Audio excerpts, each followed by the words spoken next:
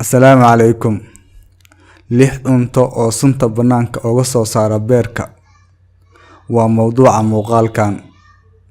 Ku soo dhawow channelka Cilmi Baashe.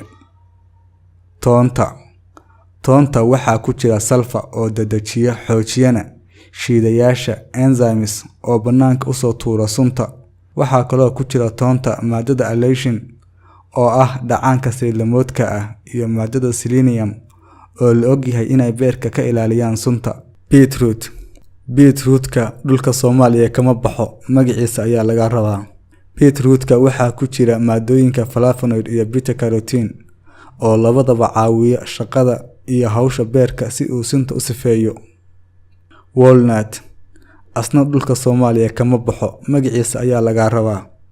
Walnutska waa il muhiim ah ee maadooyinka glutathione omega 3. Omega 3 waa saliid laga helo kalluunka, wuxuuna u fiican yahay maskaxda. Aad ayuu u fiican yahay. Insha Allah muuqaal baan ka sameynayaa omega 3.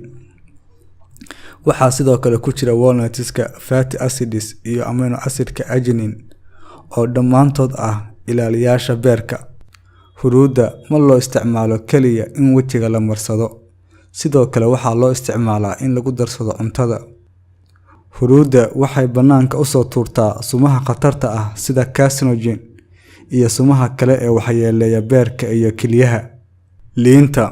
Liinta tan macaan iyo tan dhanaanba waxay qani ku yihiin vitamin C iyo liddi ku ahyaal falgal antioxidants oo ayaguna sifeeya beerka. Tufaaxa waxaa ku jirta pectin oo ah nooc ka mid ah noocyada sonkorta, khaasatan tan la yiraahdo heteropolysaccharide oo ka saarta dhiigga kolestaroolka iyo sunta. Waxaa kaloo ku jirta tufaaxa aashatada malic ama sida kale malic acid oo sunta ka saarta dhiigga. Cimriga iyo caafimaadka Allah noo barakeeyo. Aad ayaad u mahadsantihiin.